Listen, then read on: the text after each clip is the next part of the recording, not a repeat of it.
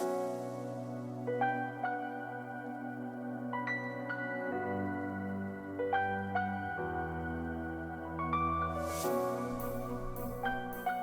friends, Speed Dota's evil fraternal twin here, bringing you another Dota 2 video on behalf of Dota Alchemy, in which we're going to be taking a look at how pros are currently winning with Lone Druid in 7.23b. First and foremost, let's talk about the skills and items that people are building on Lone Druid in the current patch.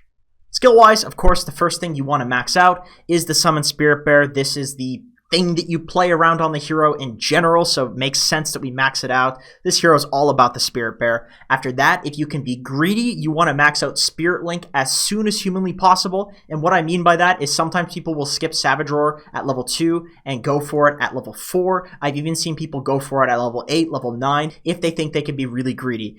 Because Spirit Link, it gives you attack speed, it gives you shared lifesteal. This makes you farm faster, this makes you harder to play against in a lane. Speaking of greed, True Form is something that people skip at level 6 and they'll go for it at level 8, level 9, because until you are going to use it, it's not useful. It doesn't give you any passives or anything like that, so you can skip it if you can be greedy and farm a little bit faster with that Spirit Link and Summon Spirit Bear. Level 10, people go for the 250 health. I have not seen people go for the attack range talent in this patch. Level 15, we have here, people go for the minus 12 second Savage Roar cooldown. To be quite frank, the 10 Spirit Bear armor is extremely good, and people used to go for it in the previous patch, but it's just not okay that the fear works on both the hero and the Spirit Bear. If the hero is stunned, the Spirit Bear can fear, and it will still work on the hero. So this cooldown reduction is just insane. Level 20, people go for the 40-second True Form cooldown reduction, and the reason for that is because the Entangle cooldown doesn't really feel necessary with how people are building the bear right now, and the BAT reduction was nerfed at level 25, and yet people still go for the BAT reduction, simply because at level 25, do you really need the True Form health? You already have a lot of HP, and you're building around the bear anyway, so the BAT reduction increases your damage immensely. Item build-wise, almost everybody goes for an Orb of Venom, even to start. Everybody goes for a Quelling Blade on the bear simply because it makes you impossible to last hit against. Then Headdress is a great item. Buckler is a great item, as you can see here. There's a Buckler in almost every Lone Druid game you can find on Dota 2 Pro Tracker because this is just such an efficient item, giving armor to both your bear and your hero. In this game, Bulldog went for the less greedy route, and this is what a lot of people are doing on Lone Druid when they want to end early and they want to fight. You go Mask of Madness, Drums, Basher, eventually AC, things like that, and just kind of play fast. However, this hero going for Midas, Radiance is still extremely good. In this game, Snake King went for Helm of Dominator, so that way he could push early and have that kind of utility offlane aura advantage, so he could snowball. But then he dipped back and went for a Radiance because he felt like he could be greedier. Almost always, after a couple of big items, you will go for an Assault Cuirass and then build into these late game items such as Blood Thorns, BKB on the bear if you need the magic immunity against stuns. Basically just items that make the bear a right-click carry, and then you can build an Aghanims on your regular hero, maybe get a Vlad's, get a Dom, get Aura items, get items that make you tanky on your main hero, maybe even some utility like Sheep, and you're basically two heroes in the late game. Next, let's take a look at how Snake King plays this hero in the offlane for the first few minutes of the game. So the very first thing that he does that's notable is he uses the bear to scout. The way that he does this is he puts the bear in locations where he's kind of playing like it's a ward, where it's catching a glimpse. As you can see, he moves it over here. So that way he's getting vision of this sliver, and this sliver of vision. So no matter where the Venge goes, if she walks into here, if she walks up this way, or if she walks through here, he's going to see her. And the reason that he wants to see where the Venge is because the other hero in the lane is a Terrorblade. Realistically, Venge is the only hero that has any kill threat at this level 1 situation. And also, she's the hero that's going to be able to level the stun and take a rune. So he keeps vision of her using the bear. And you can see that his hero's in a very safe position all the way over here until he has the information on where the enemy heroes are. And he's going to get that information using the safe tactic, which is using the bear to scout. Once again, putting the bear in these kind of crossroads areas where he's going to get multiple slivers of vision, puts the bear through the trees, cutting his own path just to scout the Vengeful Spirit. Of course, off cooldown, like any good side laner is going to do, he's using the Quelling Blade to just cut himself little paths here that he can escape through. And then also, if you start cutting all of these trees early on into the game, then it's going to give the enemy support a lot harder of a time trying to wrap around and kill you, because you're going to see them do that. And that's only going to happen if you're actively Quelling Blading these trees. I mean, it's a 4-second cooldown, so it doesn't really matter if you're spamming it like that. So Vengeful Spirit walks into a stun, she dies, but even if she didn't walk into a stun, because he's using the bear essentially as a bodyguard and as a zoning tool, he would get the rune regardless, just because he did the scouting and the zoning. So the very first wave, look what he does. He walks up, and he just starts right-clicking the wave with the bear and with the hero. And the reason that he's doing this is because most people are just doing this in general these days. This is a new tactic, probably 5 or 6 months old, new, in Dota terms. And the reason you do this is because you want to get level 2 first. If you have 2 spells and the enemy team has only 1 spell per hero, chances are you're going to be able to use that advantage to win a lane. So people try to get level 2 first. Now this I found pretty interesting.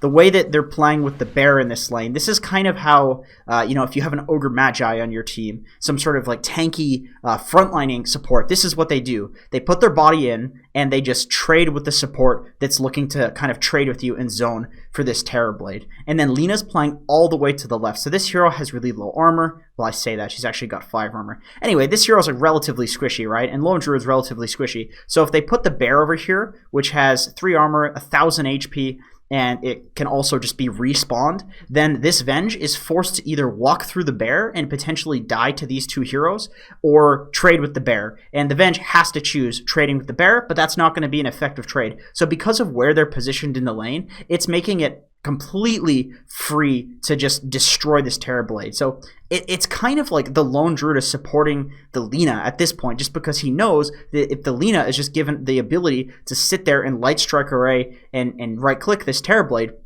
he's going to have a really bad lane. So neither of these 2 heroes are going to be farming, and these 2 heroes are probably going to be splitting farms. So really nice positioning on this wave, and I imagine for the rest of the laning stage, they're probably using this bear in a very similar fashion to just kind of zone and be a bodyguard for both of these 2 squishy heroes. So in terms of item build, our boy Snake King here goes for the Quelling Blade, Orb of Venom start, then he builds into Buckler and Headdress. These are incredibly efficient aura items that are going to benefit him and the bear, and it's going to allow him to push waves and get towers early, which is something that Lone Druid is extremely good at. And this is something that is true regardless of what role you play. I think the skill build and the item build, it doesn't really matter what role you're playing. To be quite frank, right now in Dota, all of the roles are kind of the same. It's more so you're playing heroes because wards are free. Only the person who puts down the sentry ward gets the D ward. Roles are kind of dissolving right now. So this kind of laning play style and just the way that he's playing and itemizing Lone Druid in general, I think is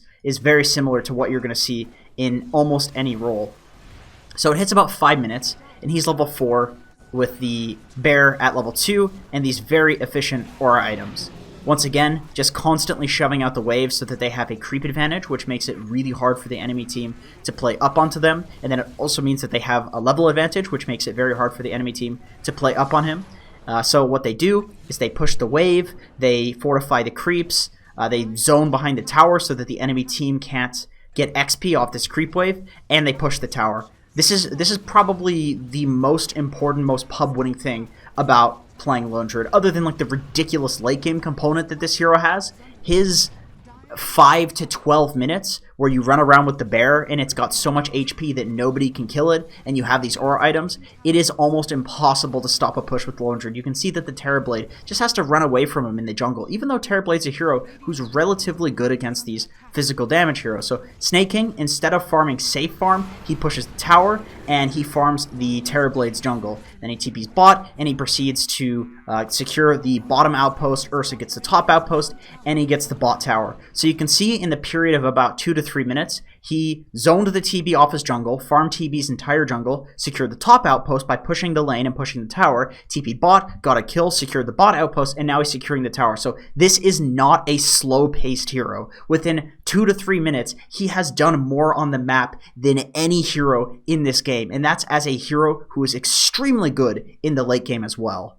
So there's a play at 20 minutes that Snake King makes that's very simple, at least it looks very simple, but it's actually incredibly strong and incredibly annoying what he's doing. If you're on the enemy team, like, you feel the pressure from this, but a lot of people don't do this in general, and this is something very easy to do with a Lone Druid bear. So he's in the bot lane and he's pushing with his team. But because he's got all these heroes here, I mean, this creep wave's going to die. This tower's going to get pressured. All he needs is the bear once he gets to the tower, and they're not there yet. So what does he do? He sends the bear over here. The Radiance pulls this camp, and he grabs the mid wave. So what this does is, because this wave is no longer going to be pushed out, that means this Terrorblade's pressure is gone. This tower, which was going to die to this siege creep right here, is not going to die. I mean, in fact, this guy's making a mistake going back. This is not necessary what this Crystal Maiden is doing, because Snake King pulled the wave and killed the wave here, but people naturally have the impulse to go back. So essentially what this does is it makes this action not necessary. Essentially, if you are using the bear to cut adjacent waves to the lane that you're in, all you need to do is have somebody deal with the single lane on the other side of the map, and you have all 3 lanes farmed safely. That is an insane thing in Dota. Most of the time you're playing 3 lanes, it's going to be incredibly unsafe. So this will keep the enemy team in their base and make it so that you just have the entire map to farm, because they're going to be so scared to leave, because if they do, there's going to be a creep wave they're walking through and you'll have vision of them. At about 25 minutes, finally, these guys go high ground. And you might think, okay, this game was 10k gold lead at 15 minutes. Why didn't they just go high ground immediately when they had that lead? And the bottom line is outposts. They don't need to. They know that there's going to hit a point where every single one of their heroes can probably 1v5 the enemy team, including the goddamn Crystal Maiden. So why not wait? And they do. They wait for 5 double outposts, and then they go high ground. In fact, they even play it safe. They back off. They ping the shrines. All right, guys, let's take the shrines, and just kind of systematically end the game in a very, very safe way, because why not? Especially when you have Lone Druid, who has 12 item slots. Like, you have the late game. You have the outpost. There's no way the enemy team is going to get any outposts. Like, you may as well just wait. So that's it for this video. Thank you so much for watching. If you want to support your boys at Dota Alchemy, go to patreon.com/Dota Alchemy. We've got like 70 coaching sessions on there, all an hour to 2 hours long. We have Q&A. You get a special Discord role where you can talk to us every day if that's what you feel like. And you can also get replay reviews if you want to get better at Dota. So anyway, thank you so much for watching. I do appreciate it, and I hope to see you in another video.